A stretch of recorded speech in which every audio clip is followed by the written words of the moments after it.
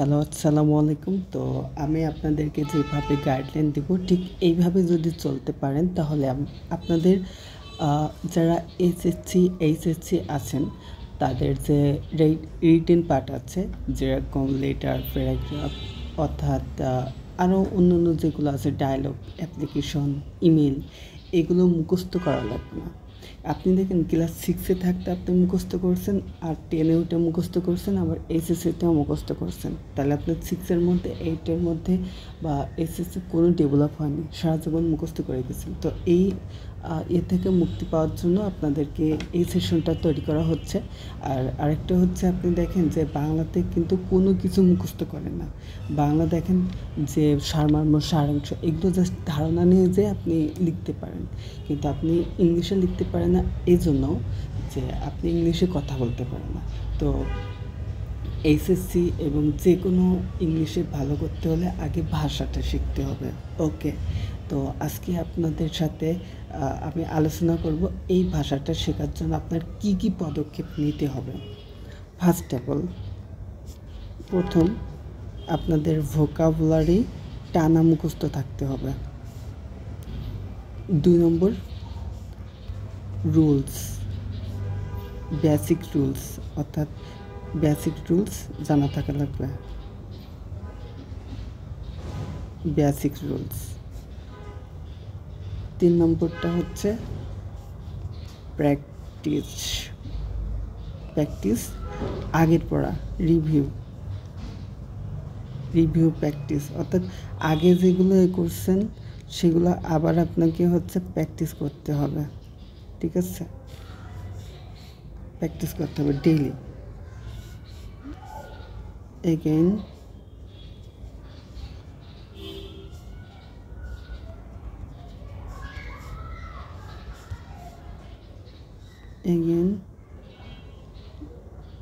Rules. তারপরে হচ্ছে আপনার প্রেজেন্টেশন, অর্থাৎ আপনাকে ক্যামেরার সামনে প্রতিদিন 10 মিনিট 5 মিনিট আপনাকে প্রেজেন্টেশন দিতে হবে ক্যামেরার সামনে থেকে। ওকে। 5 নম্বর হচ্ছে কোনো না কোনো মেম্বারের সাথে প্রতিদিন কথা বলতে হবে। এভরিডে স্পিকিং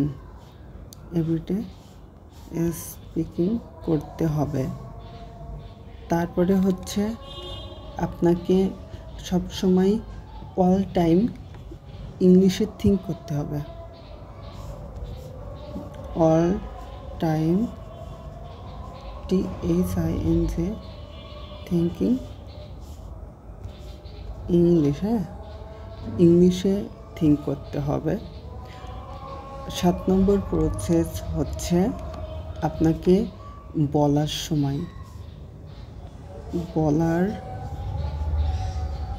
সময় নিয়ম ভাবা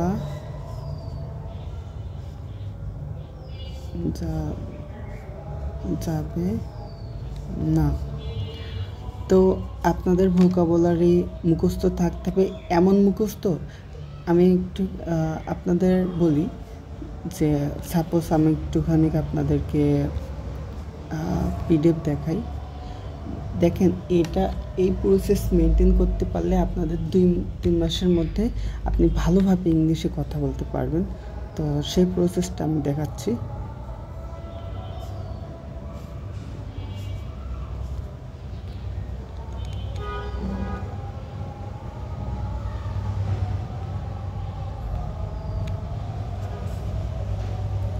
এই যে ধরেন আমি আগে একটা সেশন ছিল গাইডলাইনে যে কীভাবে আপনি ওয়ার্ড মিনিংস মুখস্থ করবেন সেটা। তো আমি আবারও বলে দিচ্ছি, প্রথমে আপনি এইখান থেকে 5টা করে ভাগ করবেন। প্রথমে আমি দেখা যাচ্ছে এখান থেকে এই পর্যন্ত 5টা নিয়েছি।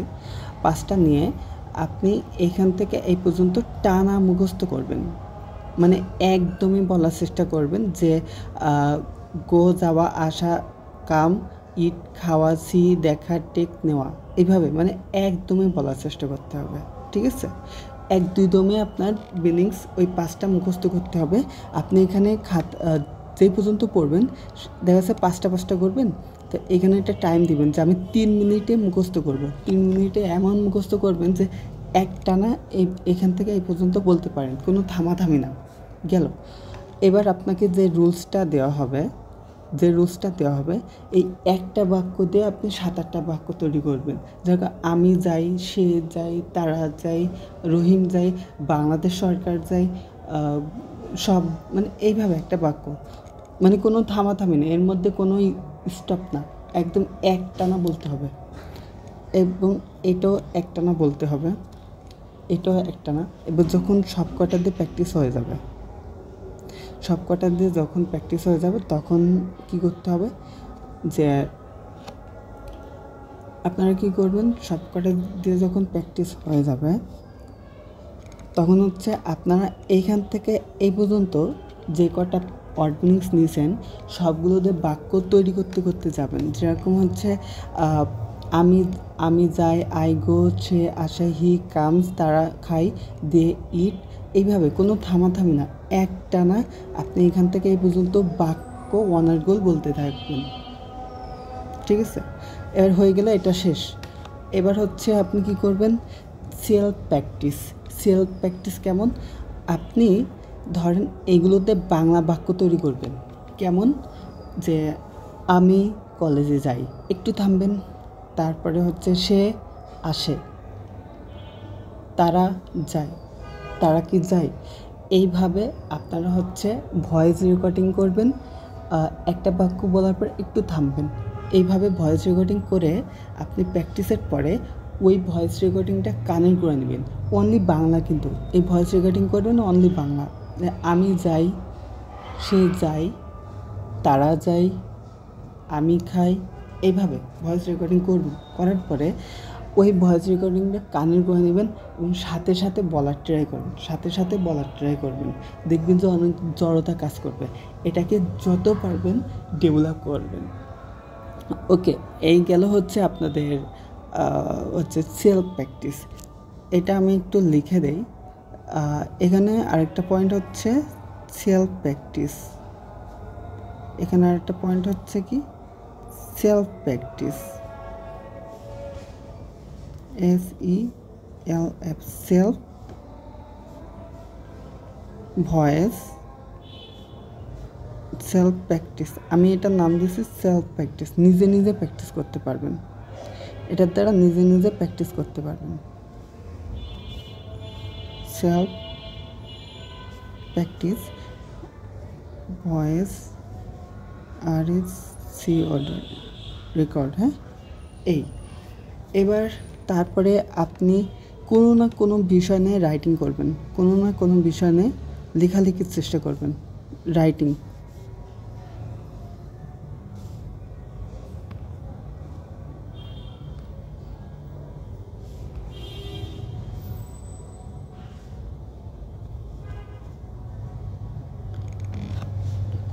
কোনো না কোনো বিষয় নিয়ে আপনি মানে লেখার চেষ্টা করবেন। তো এইভাবে আপনারা যদি করেন তাহলে হয়ে যাবে। আর ভোকাবুলারি তো বললাম কিভাবে মুখস্থ করবেন, ওই পাঁচটা নিয়ে মুখস্থ। তারপরে বেসিক রুলস বলতে টেন্সের রুলস, যে কোনো রুলস আপনার যেটাতে সেন্টেন্স মেক করবেন। 20 পৃষ্ঠা ধরেন, এখানে সাপোজ আমি এটাতে নাই করে আমি অনেকটা ফাইল থেকে দেখাই। ওকে,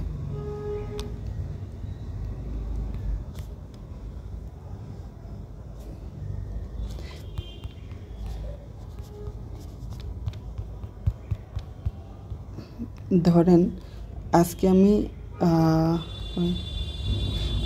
ধরেন উড লাইক দিয়ে প্র্যাকটিস করলাম।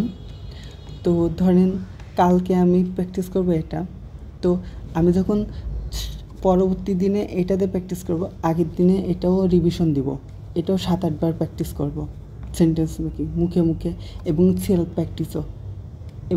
প্র্যাকটিসও। ওকে, তারপরে এর পরের দিন যদি এটা প্র্যাকটিস করি, তো এটার পাশাপাশি এই আগেরগুলো আমি হচ্ছে প্র্যাকটিস করব।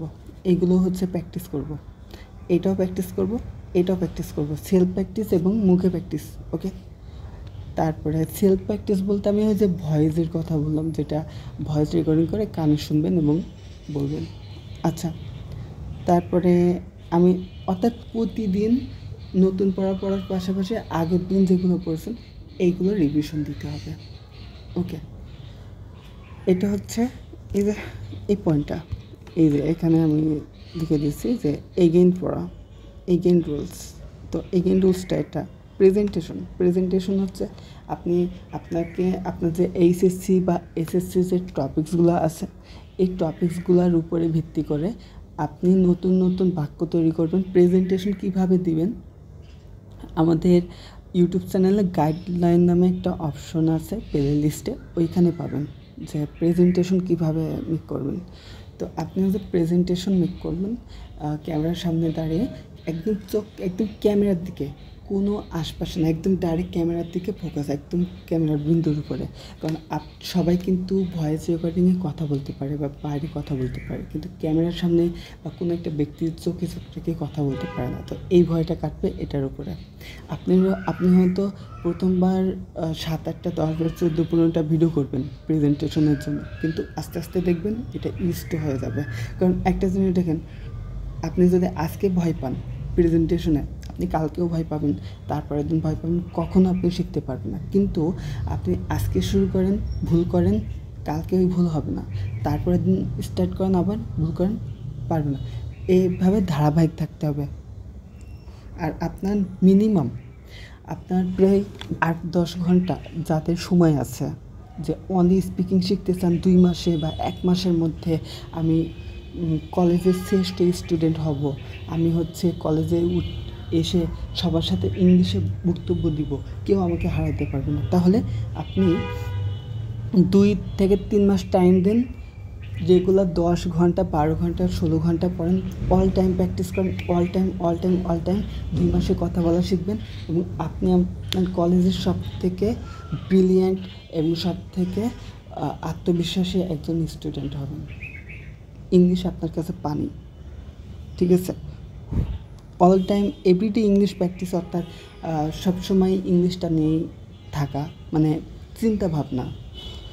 তারপরে এই যে বলার সময় নিয়ম না ভাবা যাবে না, অর্থাৎ আমি এইভাবে কখনো চিন্তা করব না, আমি কথা বলতে চাই, আই, তারপরে অন্ট, তারপরে হচ্ছে টু, তারপর হচ্ছে এইভাবে আপনি নিয়ম ভেবে ইংলিশ বলবেন না, আপনার মুখ থেকে যা আসবে সেটা বলবেন, ঠিক আছে?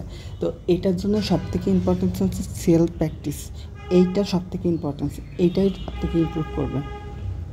আর প্রতিদিন লিখে হোমওয়ার্ক জমা দেয়, এটা আপনাকে অনেক বেশি আত্মবিশ্বাসী করবে এবং রিটেন সাইড একদম পানি হয়ে যাবে। তো এই কয়টা প্রসেস যদি আপনি মানতে পারেন, 100% ইনশাল্লাহ কাজ হবে, আশা করা যায়, ঠিক আছে? তো আজকের এই রেকর্ড ক্লাসটার মূল থিমটা হচ্ছে আপনি কি প্রসেস মেনটেন করলে আপনি ইংলিশে কথা বলা শিখবেন। ওকে, এইগুলো আপনারা খাতা লিখে নেবেন আর এই প্রসেসগুলো মেনটেন করবেন। আরেকটা বিষয়, সেটা হচ্ছে আপনাকে টার্গেট নিতে হবে, উইকলি টার্গেট রুলস বা অন্য কিছু, হ্যাঁ, বা প্রেজেন্টেশন। আপনাকে উইকলি একটা চার্ট তৈরি করতে হবে, ঠিক আছে? সেটা চার্ট, উইকলি চার্ট।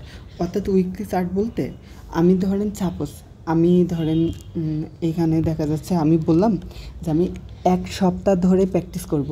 কি রুলস? আমি ধরেন 1 সপ্তাহ ধরে 10টা রুলস প্রতিদিন প্র্যাকটিস করব, 10টা রুলস। তো আমি ধরেন এই 10টা রুলস আমি প্রতিদিন 20 মিনিট করে প্র্যাকটিস করব, ঠিক আছে? তো এটা হচ্ছে উইকলি যে টার্গেট। তার মানে আমি 1 সপ্তাহ ধরে 10টা প্র্যাকটিস করব, পরবর্তী সপ্তাহে আবার 10টা প্র্যাকটিস করব, এইভাবে আপনাকে আগাইতে হবে, তাহলে স্পিকিং শিখতে পারবেন। আর আরেকটা বিষয়, আমি কখনো বোরিং ফিল করা যাবে না, কখনো প্র্যাকটিসের সময় বোরিং ফিল করা যাবে না।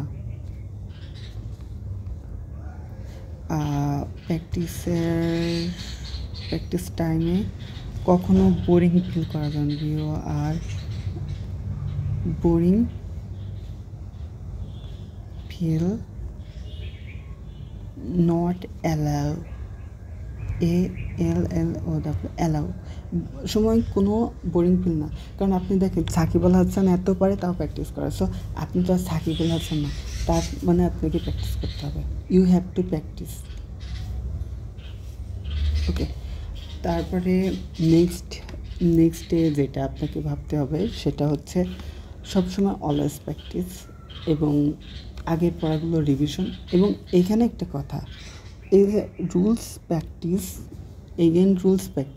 এইখানে আপনাকে বেসিক রুলস টাইম এই প্র্যাকটিস এখানে টাইম ধরে প্র্যাকটিস করতে হবে, টাইম যেরকম এখানে ধরুন মিনিংস আছে, তো আমি ধরুন 10টা মিনিংস নিয়ে আমি এই রুলসের উপরে আমি 10 মিনিট প্র্যাকটিস করব, এটা 10 মিনিট প্র্যাকটিস করব, এটা 10 মিনিট প্র্যাকটিস করব, এইভাবে আপনার কাজ করতে হবে, প্র্যাকটিস করতে হবে। তো আপনি কি করবেন, সকালে উঠবেন, সকাল ভোরে উঠে আপনি একটা রুটিন তৈরি করবেন, এটা রুটিন মেক মানে আপনি আজকে কী করবেন। যেরকম রুটিন ছাড়া কিন্তু আপনি সফলভাবে গাইডলাইন পাবেন না, আপনি নিজের রুটিন নিজেই তৈরি করবেন। আমি ধরলাম যে উড ইউ মাইন্ড, এই রুলসটা আমি প্র্যাকটিস করব 10 মিনিট, লিখলাম 10 মিনিট। তারপরে হচ্ছে it is high time, 10 minute সবগুলো মুখে প্র্যাকটিস, স্পিকিং প্র্যাকটিস 10 মিনিট। তারপর আমি টেন্সের ধরেন প্রেজেন্ট ইন্ডিপেন্ডেন্ট প্র্যাকটিস করব 5 মিনিট অথবা 10 মিনিট, যাই প্র্যাকটিস করবেন সেটা আপনার উপরে। তবে প্রতিদিন এইভাবে রুটিন করবেন যে আমি কোন রুলস কত মিনিট প্র্যাকটিস করব, যে আমি এটা এই কয় মিনিট প্র্যাকটিস করব। তো যতগুলো রুলস থাকবে এইভাবে একটা করে লিখবেন পাশে, যে আমি এতক্ষণ প্র্যাকটিস করব। আচ্ছা, তো এবার ধরেন এখানে আমি 13 বাজে, তো আপনি ধরেন 10 মিনিট নিলেন, তো আমি 23 পর্যন্ত প্র্যাকটিস করব, তারপর আবার 10 মিনিট, এইভাবে আপনাকে প্রতিদিন রুটিন বানাইতে হবে যে আমি কোনটা কতক্ষণ প্র্যাকটিস করব, কোন রুলস কীভাবে প্র্যাকটিস করব, এই সব দিয়ে। তো এইভাবে যদি মোটামুটি আপনি 2 মাস কন্টিনিউ করতে পারেন, ইনশাল্লাহ কথা বলতে পারবেন, লিখতেও পারবেন ইনশাল্লাহ। আজকে ছিল আপনাদের এই গাইডলাইন, ইনশাল্লাহ এটা মেনটেন করলে ইনশাল্লাহ। আর এখানে যতগুলো আছে সব টাইমের সাথে পাল্লা দিবেন, তাহলে হয়ে যাবে ইনশাল্লাহ। আজকে এই পর্যন্ত, ইনশাল্লাহ নেক্সট দিন আবার কোনো একটা গাইডলাইনে আপনাদের সাথে কথা বলবো। ওকে, আল্লাহ হাফেজ।